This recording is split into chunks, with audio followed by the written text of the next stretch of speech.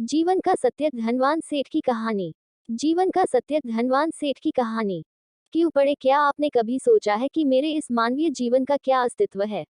मेरे लिए इस मानव जीवन, जो कि ईश्वर की अनमोल देन है, उसकी क्या महत्वता है?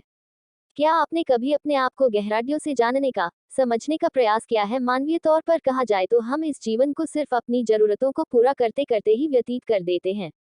एक मनुष्य के लिए उसकी जरूरत क्या है? रोटी, कपड़ा और मकान, यही न? पर यह असल सत्य नहीं है। हर मनुष्य का जन्म इस धरती पर एक विशेष कारण से होता है, जिसे हम धीरे धीरे समय के साथ समझते चले जाते हैं। कई लोग अपने इस मानवीय जीवन के सत्य को समझ ही नहीं पाते, क्योंकि वे हमेशा नकारात्मक सोच ही रखते हैं।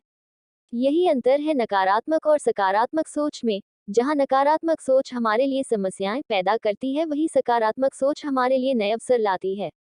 आइए हम जीवन के इस सत्य को एक कहानी द्वारा समझने की कोशिश करते हैं।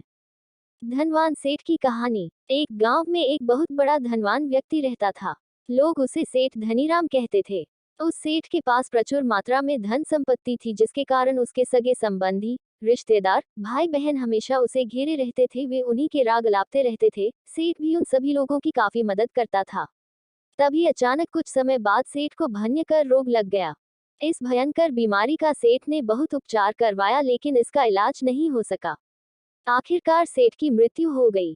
यमदूत उस सेठ को अपने साथ ले जाने के लिए आ गए। जैसे ही यमदूत सेठ को ले जाने लगे, तभी सेठ थोड़ी दूर जाकर यमदूतों से प्रार्थना करने लगे कि मुझे थोड़ा सा समय दे दो, मैं लौटकर तुरंत आता हूँ। दूतों ने उसे अनुमति दे दी।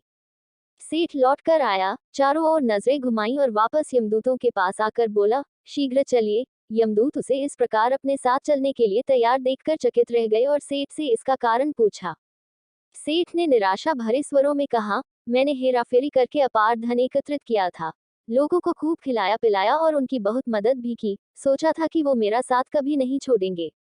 अब जब मैं इस दुनिया को सदा के लिए छोड़कर जा रहा हूँ, तो वे सब बदल गए हैं। मेरे लिए दुखी होने के बजाय ये अभी से मेरी संपत्ति को बांटने की योजना बनाने लगे हैं। किसी को मेरे लिए जरा सा भी अफसोस नहीं है। सेठ की बात सुनकर यमदूत बोले, इस संसार में प्राणी अकेला ही आता है और अकेला ही जाता है। इंसान जो भी अच्छा या बुरा कर्म करता है, उसे इसका परिणाम स्वयं ही भुगतना पड़ता है। हर प्राणी इस सत्य को समझता तो है, पर देर से। जीवन की सीख। हम इस बात को अपने जीवन में भी देख रहे हैं। लोग जीवन के सत्य को भूलकर मानव द्वारा बनाए गए जाल जैसे लालच, रुपए, पैसा, बुराई आदि तले दब गए हैं। इस जाल को आप 12वीं की इंग्लिश की कहानी the rat trap, available on YouTube in Hindi, से भी समझ सकते। आप जो भोजन ग्रहण करते हैं वह पेट में 4 घंटे रहता है। जो वस्त्र पहनते हैं वह 4 महीने रहता है। लेकिन जो ज्ञान आप हासिल करते हैं वह आपके अंतिम सांस तक साथ रहता है और संस्कार बनकर आपकी अगली पीढ़ी तक पहुंचता है। ज्ञान का बीज कभी व्यर्थ नहीं जाता। जो है जितना है सफल करते चलो, सफल करने से ही सफलता मिलती है। हर व्यक्ति को सकारात्मक तरीके से देखो, सुनो और समझो।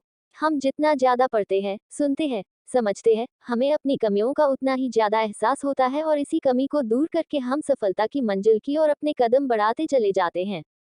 क्या लेकर आया था जो क्या लेकर जाएगा। कर कुछ ऐसा जाओ कि लोग तुम्हें याद रख जाएंगे। आपको बस ये करना है। 1. कोशिश करो कि गलत काम नहीं करना।